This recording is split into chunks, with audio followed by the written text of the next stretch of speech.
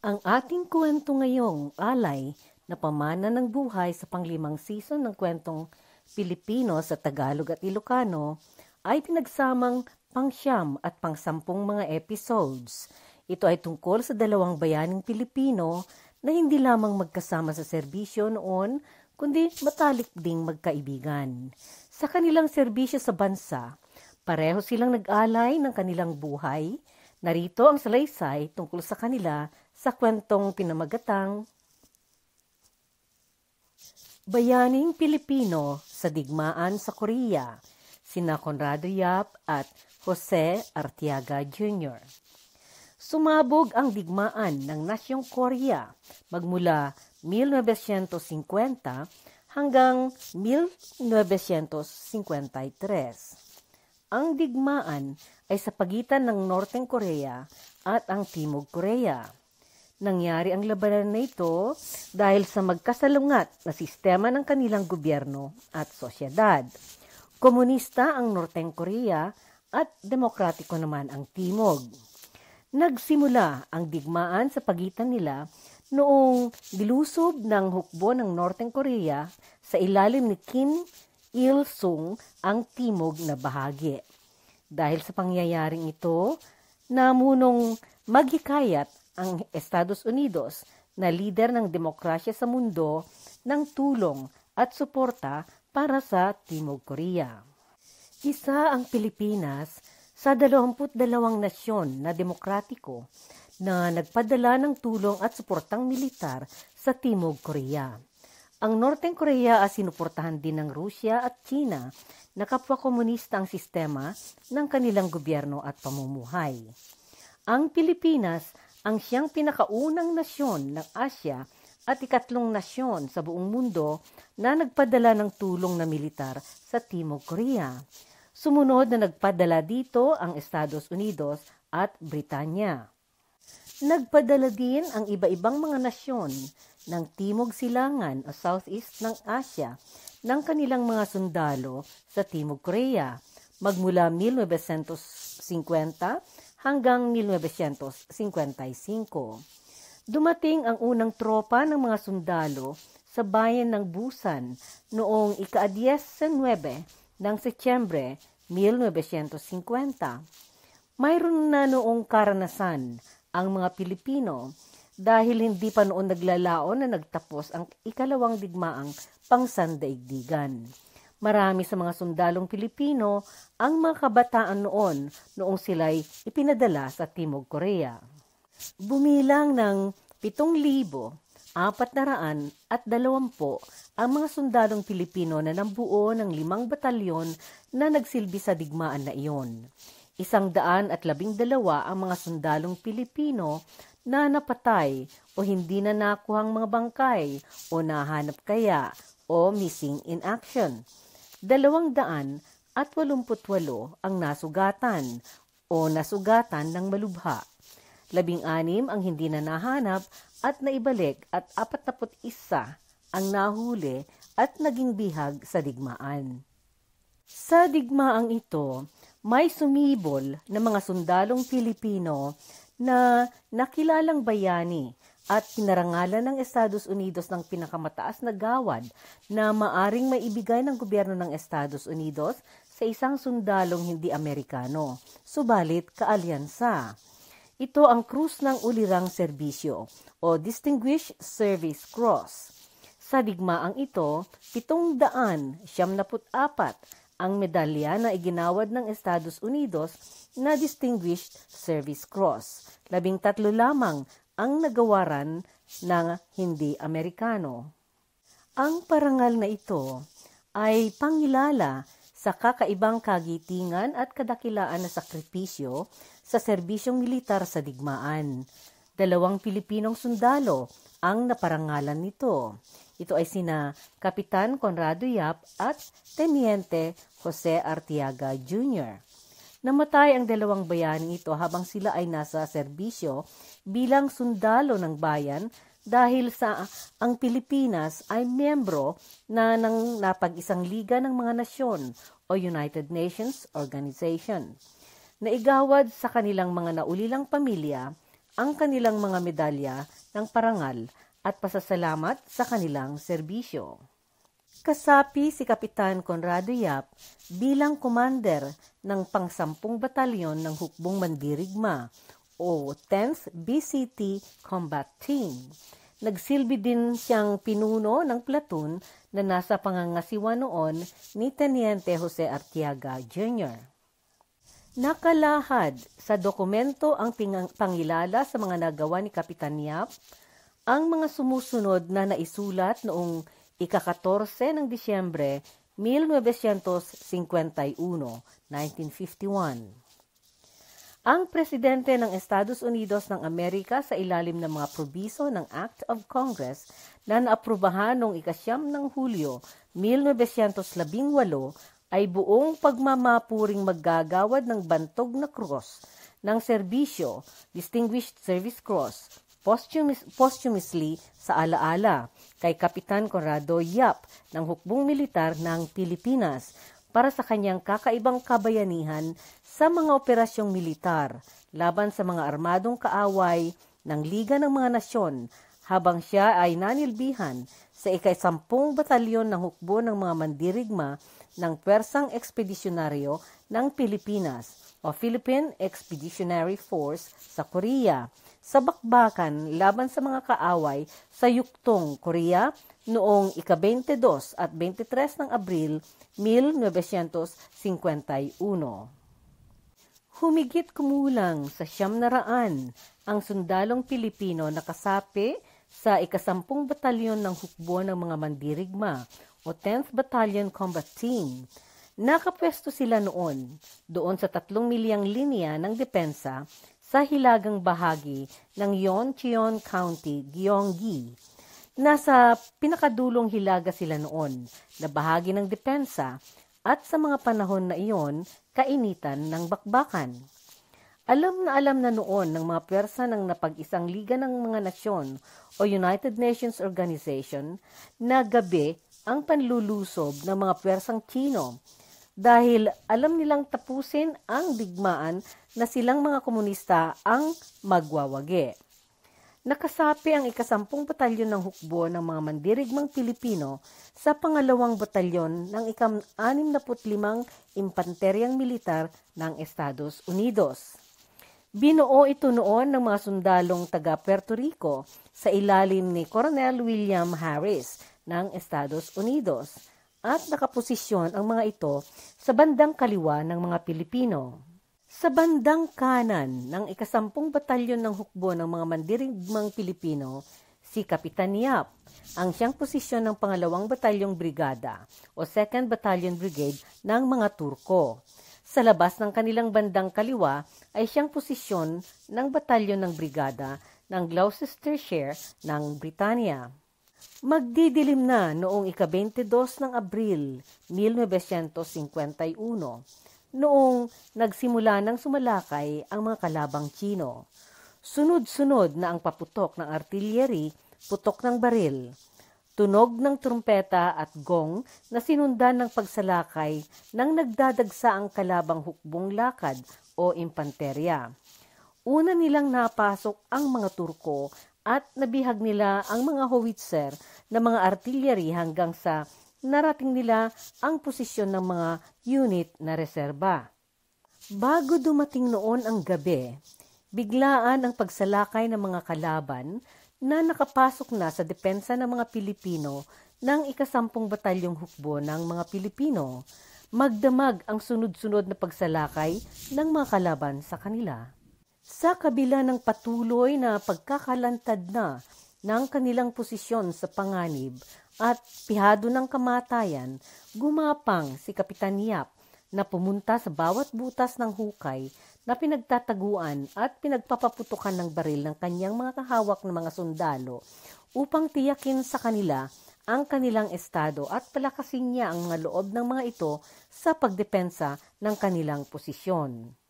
Napagtanto niya na noon na ang posisyon ng kanilang mga kasama sa unang platon na galing sa rehimente ng Puerto Rico na siya noong pinakamalapit nilang depensa ay nanganib na sa mga kalaban. Alam niya na Ganoon na noon ang sitwasyon dahil umatras na ang mga pangkat ng mga rehimenteng Turko at Britanya. Kinailangan na noong umatras ang mga ito upang maghanda sila ng panibagong posisyon. Kaya sumunod ring umatras ang pwersa ng Puerto Rico noong nawala na sa kanilang tabi ang mga rehimente ng Turko at Britanya. Malaya na noong nakarating doon ang buong dibisyon ng libo-libong kaaway na Tsino sa posisyon ng mga Pilipino na bumibilang noon ng humigit kumulang ng 900 at wala na noong depensa. Sa kanilang pagkakaipit, maging mga kasapi sa batalyon na hindi mandirigma o mga non-combatants mula pare, kleriko, mediko, kusinero at driver ay nakisali na. Pinamunuan ni Teniente Jose Artiaga ang kanyang mga kasama sa Baker B. Company na nagtungong magdepensa sa burol na kinakailangan nilang mapasa kanilang panig. Sinalubong sila ng walang hintong pagsalakay ng mga Tsino hanggang nakarating ang mga ito sa pwesto ng reserba ng Charlie Company. Naipit ang mga Pilipino sa pinakamapanganib na posisyon sa mga sandaling iyon at sa kanila na napatutok ang walang hintong artillery ng mga kaaway na Tsino. Gayunpaman, nagpatuloy ang platoon nila na nang pigil sa pag-abanse ng nagdagsa ang Tsino kahit nawalan na sila ng sanggalang na depensa. Sa kabila ng pagod, pagkakahiwalay ng platoon sa mga elemento ng tropa at sa kabila ng pagkakalantad na nila sa siguradong panganib, buong tapang ang platoon ni Teniente Artiaga na nang depensa sa kanilang posisyon. Sinanggalang nila ang mga nagsunod-sunurang mga pananalakay ng mga kaaway at marami sa kanilang mga kaaway ang natumba. Sa panggabay ni Teniente Artiaga sa kanyang puwersa na noon ay nagsimula na ring kumaunti, noon na nangyari na siya'y natamaan. Gayunpaman, nagpatuloy na nagpunyaging lumaban at nagpakita ng kakaibang katapangan ang mga natira niyang mga sundalo sa platoon at hindi nila binitawan ang kanilang posisyon. Habang ang labanang ito ay nangyayari, nagbigay ng kautusan ang commander ng batalyon na umatras na ang lahat ng mga unit, maging ang grupong hawak ni Kapitan Conrado Yap sa Heavy Weapons Company. Subalit hindi pinayagan ni Kapitan Yap na iwanan at pabayaan ang platoon ni Teniente Artiaga na noon ay kasalukuyan ng naipit sa ibabaw ng burol at nakalantad na ng lubos-lubusan sa mga kaaway. Pinangunahan niya ang kanyang mga kasama na nagsagawa ng paghigante sa pamamagitan ng kanilang hawak na tangke ng batalyon at sinakluluhan nila ang nakahiwalay ng platoon. Sa gitna ng naglipa ng mga putok ng mga amunisyon mula sa mga kaaway, umabanse sila. Hindi nila inindang sinalubong ang mga paputok mula sa magkabilaang tagiliran at harapan nila hanggang sa naagaw nila ang burol. Naibakwit nila ang mga nasugatan nilang kasama at pati na ang mga nasawimpalad na napatay. Mortal na nasugatan si Teniente Artiaga at hindi niya na naligtasan ito. Kaagad nilang natulungan ang mga natira nilang mga kasama na patuloy pa ring buong giting na nakikipagbarilan habang sila'y napag-iwanan at napahiwalay na sa kanilang mga kasama. Sa puntong iyon, nalaman ni Kapitan Yap ang pagkakawala ng isang korporal o kabo niya na si Korporal Bengala. Pinamunuan niya ang ilang sundalo na naghanap dito. Ipinangako niya sa kanyang mga kasamang sundalo na ibabalik at iuuwi niya silang lahat. Noong mag-alas 3 ng hapon, biglang bumuga ang isang baril galing sa isang nakatagong kalaban at natamaan si Kapitan Yap sa harapan. Bagaman sugatan siya noon, pinakalma niya ang kanyang mga tauhan. Kaagad naman siyang itinakbo ng mga sundalo sa pinakamalapit na ospital, subalit hindi na nila siya naiabot na buhay doon. Ang masaklap na kinahinatnan ng posisyon noon ng mga Pilipino militar ay lalong nagpataggiting at nagpabagsik sa kanila. Gumanti sila hanggang sa natalo nila ang mga kaaway na kadamihan ay napatay nila. Sa kinaumagahan ng ika-23 ng Abril, ang 10th BCT o ika-10 Batalyong Hukbo ng mga Pilipino ay isa sa 2 natirang unit ng United Nations o Liga ng mga Nasyon na hindi natalo. Ang kanilang pwersa na malayong mas kakaunti kaysa libo-libo noong mga Chinong sundalong sumalakay ay siyang nakapagpigil ng pag-abanse ng mga kalaban. Ang digmaan sa Yultong ay pananagumpay ng taktika at estratehiya ng UN at hukbong Pilipino.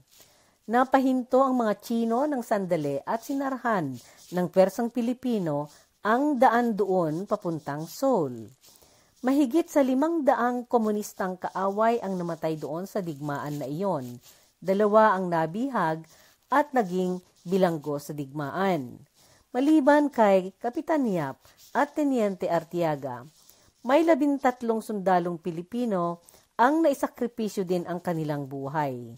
38 ang mga nasugatan at 6 ang nawala at hindi na nahanap at nakuha ang kanilang bangkay. Doon sa naisagawang kagitingan ng mga Pilipino sa burol ng Yultong, nagsimulang natawag ang 10th BCT o ika-10 Batalyong Hukbo ng Mandirigmang Pilipino. Ang mga kaswalidad na Pilipino doon sa nangyaring bakbakan sa Yultong ay sina Kapitan Conrado Yap, Lieutenant Jose Artiaga Jr., Sargento Jose Ibay, Sargento Marcelino Celis, Corporal Guillermo Bengala, Corporal Andres Roman, Corporal Justo Adelantar, Corporal Zacarias Escaro, Private First Class Cipriano Aclan, Private First Class Euterio Banagot, Private Menardo de la Cruz, Private Junicio Sadang, Private Romeo Aspiras, Private Amador Espanola, at Private Jorge Atrero. Nahinto ang digmaan sa Korea noong buwan ng Hulyo 1953. Sa araw na ito, naisaganap ang armistice o kasunduang itigil ang bakbakan. Nagkaroon ng negosasyon ang magkabilang panig na mahinto na ito. Umuwi ang huling lupon ng hukbong Pilipino na naipadala sa Korea noong Mayo ng 1955. Iyong sakripisyo ni Kapitan Yap at Teniente Artiaga ay kinilala sa kadakilaan. Kapwa silang naparangalan ng Bantog na Krus ng Serbisyo o Distinguished Service Cross sa mga parangal na naigawad sa ngalan ni Kapitan Yap at Teniente Artiaga. Nakalahad doon ang mga sumusunod. Ang ipinakitang kagitingan, debosyon sa tungkulin, at nakakapasiglang pamumuno ni Kapitan Yap ay nagpapatunay ng pinakamataas na kredito sa kanya at sa hukbo militar ng Pilipinas. At kay Lieutenant Jose Artiaga naman, nakalahad doon ang magiting na pamumuno, ganap na debosyon sa tungkulin at maginoong pagsasakripisyo ng buhay ni Teniente Artiaga ay nagpapatunay ng pinakamataas na kredito sa kanya at naaayon sa mga pinakamarangal na tradisyon ng impanterya at hukbo militar ng Republika ng Pilipinas.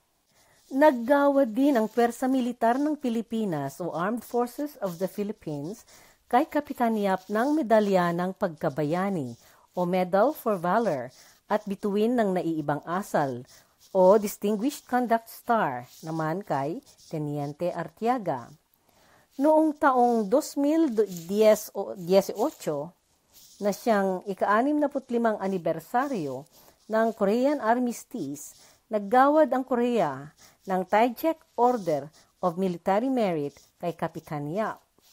Si Kapitan Conrado Yap ang nabubukod tanging sundalong Pilipino na naparangalan ng 3 pinakamatataas na parangal militar ng 3 nasyon, sa Pilipinas, Estados Unidos at Timog Korea. Tubo ng bayan ng Candelaria, Zambales, si Conrado Yap, na ipanganak siya noong 1921. Mayroon siyang 3 mga kapatid. Nanggaling si Conrado sa pamilyang may malakas na paniniwala sa kahalagahan ng edukasyon, hustisya at pagmamahal sa inang bayan. 10 taon lamang siya noong namatay ang kanyang ama na isang husgado. Dahil sa pagkamatay ng kanyang ama, pumayag ang kanyang ina na pumunta si Conrado na makitira sa kanyang tiyo na isa ring husgado. Noong 1937, nagtapos siya sa pinakamataas ang grado sa sekundarya at nagtuloy siya sa Maynila upang mag-aral ng inhenyerya sa Mapua Institute of Technology. Pumasok si Conrado bilang kadete sa Philippine Military Academy noong 1939. Doon, nakilala ang kanyang abilidad sa akademya at ang kanyang husay sa martial arts. Noong sumabog ang ikalawang digmaang pangsandaigdigan, naatasan ang mga kadete na magsilbi sa hukbo militar bilang pangatlong tenyente o third lieutenant. Sa tungkuling ito nanilbihan si Conrado na lumaban sa mga Hapones hanggang sa pagsuko ng hukbong Amerikano at Pilipino sa Bataan noong buwan ng Abril 1942. Naligtasan ni Conrado ang masaklap na marcha ng kamatayan o Death March na isinagawa ng mga nabihag na sundalong Amerikano at Pilipino mula Bataan hanggang Capas, Tarlac.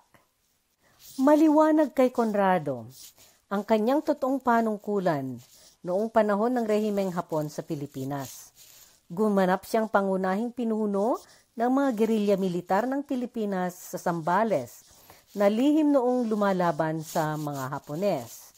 Nagpatuloy ang pakikipag-alyansa ng mga gerilyang nasa ilalim ng kanyang pamumuno sa Estados Unidos.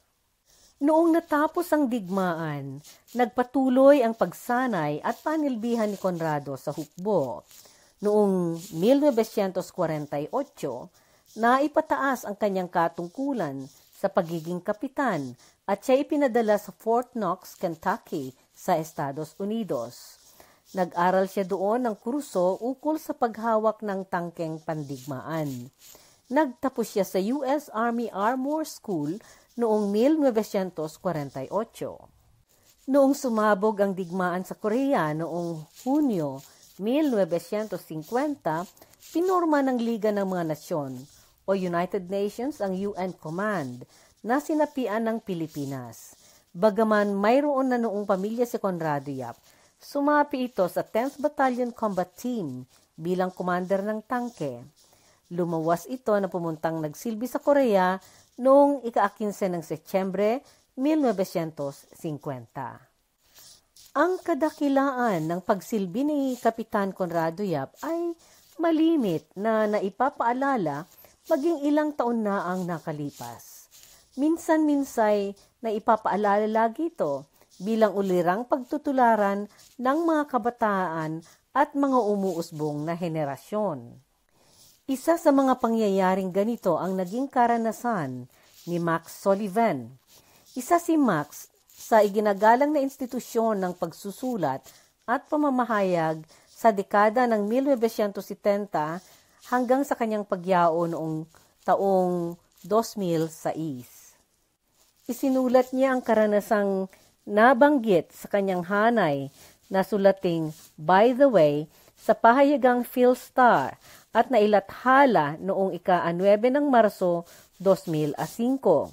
Kaugnay ng kanyang sinulat na ito ang kaisipang kanyang inihayag tungkol sa espiritu ng kadakilaan na siyang gulugod ng kasiglahan ng mga kadete ng Philippine Military Academy. Noong nagbakasyon si Max sa akademya sa Baguio, Kinaluguran niya ang nakipagkwentuhan at nakipagpanayam sa kainan ng mga kadete na naipangalan kay Kapitan Conrad Yap. Ito ang pahayag ni Max Sullivan. Itong Yap Hall ay nagpaalala sa isang napakatapang na sundalong magmula Zambales.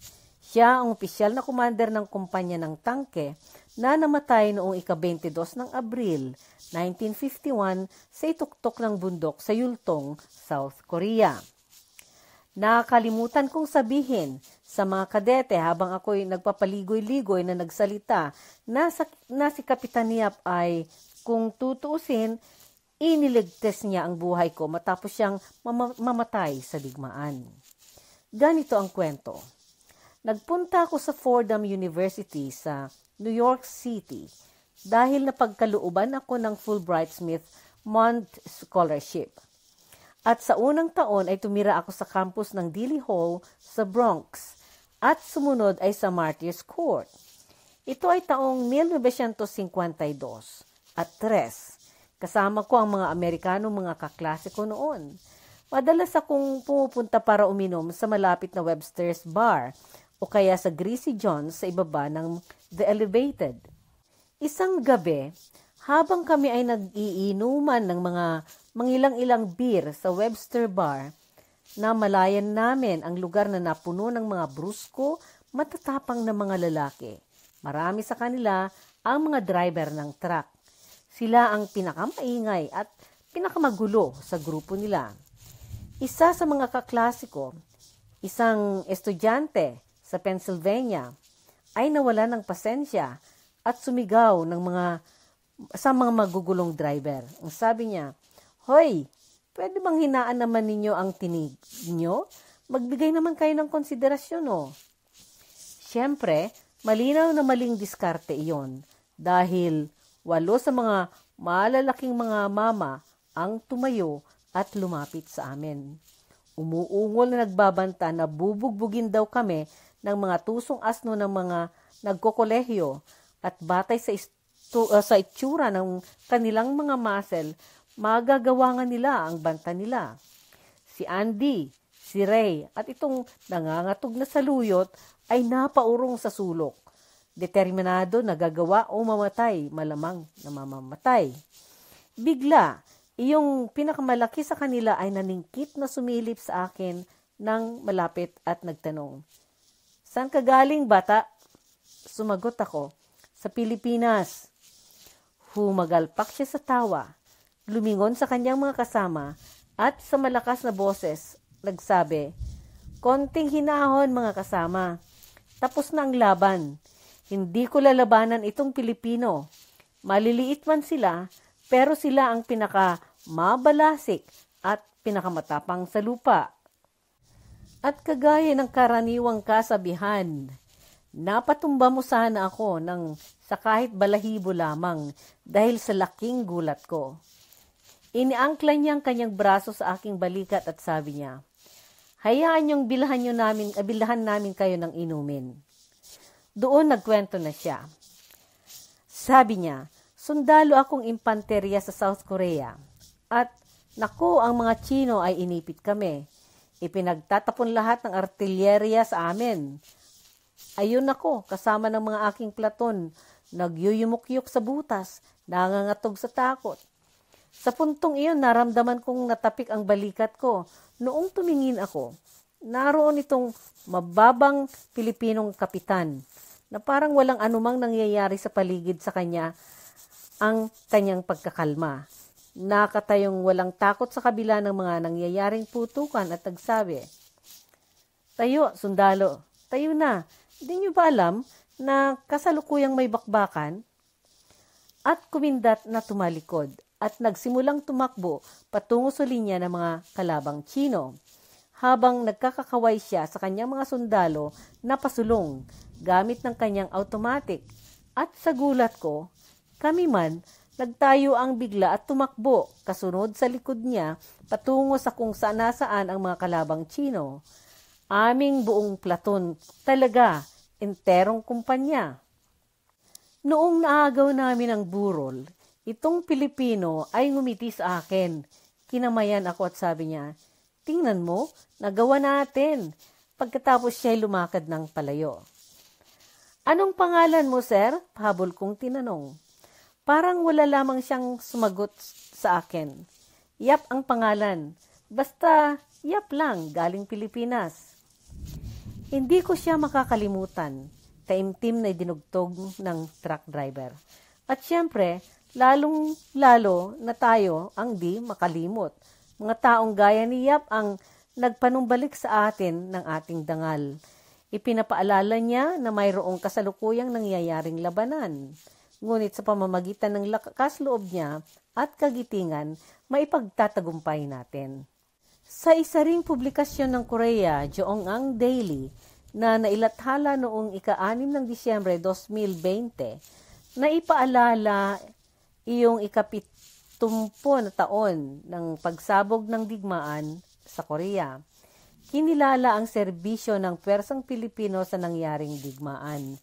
Ipinaalam ng anak ng isang Pilipinong veterano na si Valentin Flores ang alaala niya tungkol sa komentaryo ng isang koronel na Amerikano, si Colonel Alexander Lancaster, G3, US 8th Army, na nagsabi, "Bigyan mo ako ng Pilipinong sundalo sa ika-10 BCC at makikipaglaban ako kahit sa ang ibabaw ng ika-38 paralel." Ang 38th parallel ay siyang linya sa namamagitang hangganan ng teritoryo ng Timog at Norteng Korea. At dito na nagtatapos ang ating naratibo tungkol sa mga bayaning Pilipino sa digmaan sa Korea.